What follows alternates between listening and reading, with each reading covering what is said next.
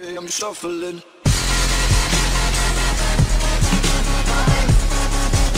Welcome to the KDK Tech. Pozdrav svima ljudi, evo nas napokon u drugoj epizodi Clash of Clansa. Nikako da snimam ovu drugu epizodu, prestao sam da igram igricu, nisam imao vremena da je igram, a nije mi se nešto naročito ni igrala. Evo vraćam se opet Clash of Clansu i vratit ću se snimanju.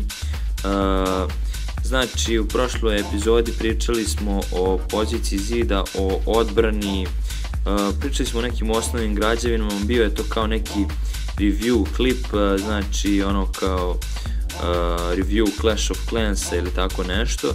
Sada ću se više ću se fokusirati na tips and tricks i pokušati da vam olakšam igru i da vas naučim nečemu.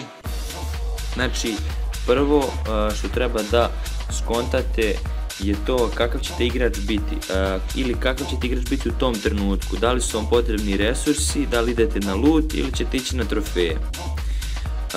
Ako idete na trofeje, trebali bi da budžite znači sve svoje barake, trebali bi da idete na svoju vojsku, što više da upgradeujete, na primjer ovdje ovu građevinu za spellove, spell factory, trebali bi znači da budžite u laboratoriji svoje vojnike, svoju vojsku, znači sve više i više na eliksir da idete i naravno barake.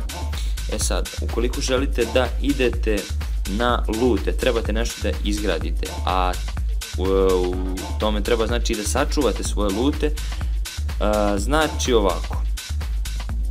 E sad, ukoliko želite da idete na loot, znači potreban vam je gold ili eliksir da izgradite nešto, vi ćete se fokusirati na odbranu, a i napad će vam biti drugačiji. E sad, idemo prvo o odbrani. Znači u odbrani idite što više da budžite mortare i trudite se što više da kupite znači ovako loot. Jer u njega kad kupite odatle on prelazi u storage, a storage su vam naravno uvek uglavnom bolje zaštićeni od minova i ovi resursi će vam biti bolje zaštićeni. Posle mortara znači budžite wizard towere, posle wizard towera archer towere i poslednje canone, topove. E sad, a za napad, znači kad napadate za loot, nemojte da gledate trofeje, idite samo znači na resurse, idite na minove ili ukoliko možete na te storage. Sad teško da ćete doći do storage-a, ali gledajte na one kojima su otvoreni, kojima su blizu zid. Naprimjer meni ovaj nije dobro, lako je doći do njega, archer lako može da ga dovati i lako da ga sjebe. E sad, vaša odbrana trebate da izbacite, mislim jedan od trikova, trebate da izbacite town hall napolje. Zašto? Zato što ako idete nešto da izgradite, nisu vam bitni trofeji, bitno vam je samo da sačuvate svoje resurse.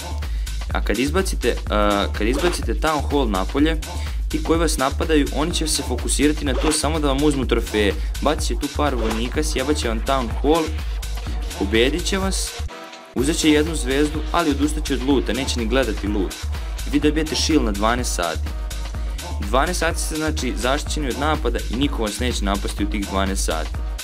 Možete s tih 12 sati slobodno vratiti town hall, ali nema potrebe ako niste sakupili resurse, neka ostane tu. E sad, idemo dalje. Koristite vaše barake kao neke sakrivene storage. Znači, kad odete da train troops, vi možete sad ovdje, iako su vam puni kampovi, možete da navodno trenirate još vojnika, ali znači ja ću ovdje sad uzeti 40 arčera, meni će se potrošiti eliksir, ti arčeri će se sad napuniti, ono ne znam još malo možda imam nešto da napunim, ne može čak ni jedan više da se napravi, a meni tu stoji 40 arčera puta ovih 120, znači sačuvat ću neki ekstra loot. Kad se vratim iz bitke ili kad me neko napao, a evo vidite, znači all camps are full, on neće napraviti tog vojnika, ali sačuvao mi je taj taj eliksir je u stvari tu kao na tim vojnicima, ali nije potrošen. Ja uvek mogu sada ovde da odem na minus i da vratim sav taj eliksir. Znači, eliksir se vraća u moj storage. Znači, jedan od trikova. Sad, znači, nemojte previše da upgradeujete gradsku.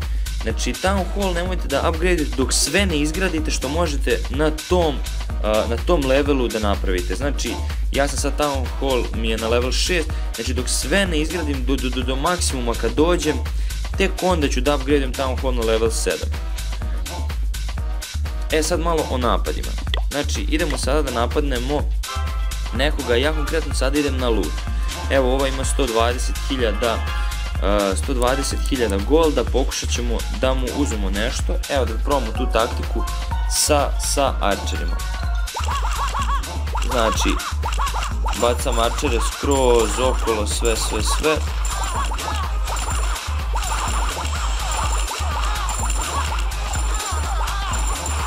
Znači, tu gde vidite da vam arčeri dosta umiru, samo tu dodavajte.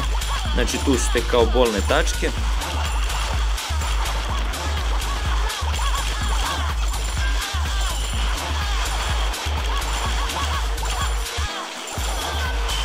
Ja ću ovdje sada bacim još jedan mada nije bio toliko potreban. Uzeo sam jednu zvezdu. Neću puno uraditi u ovom napadu, ali to je to. Meni su sad trenutno slabi dosta strelci, tek su na 3. levelu. Da su malo jači arčeri, probili bi taj tu zid. Znači, sad ćemo da vidimo šta smo uradili. Sasvim solidno, 82.000 sam eliksira uzeo. Znači, mene je ta bitka koštala nekih 20.000 eliksira. Znači, ja sam u plusu. Ovdje se ovi arčeri sada grade, znači stavljam još arčera. I to je to. Onda, da pričam malo o gemovima. Nemojte bez veze da bacate gemove, znači skupljajte gemove samo za radnike. Builders Hut. Znači, ja imam 4 radnika, štekao sam to sve od prvog levela, nisam nigde trošio gemove. Znači, samo čistim ove buševe i to je sve. Znači, može da se skupi lepo, znači ja sam skupio oko 1.500, ako se ne varam. Znači, prvi radnik je 500, sljedeći 1000, znači oko 1.500 gemova sam skupio na te buševe, sasvim dobro. Mislim da je to u ovoj epizodi. U sljedećoj epizodi ćemo verovatno da napravim zmajeve, pričat ćemo malo više o zmajevima.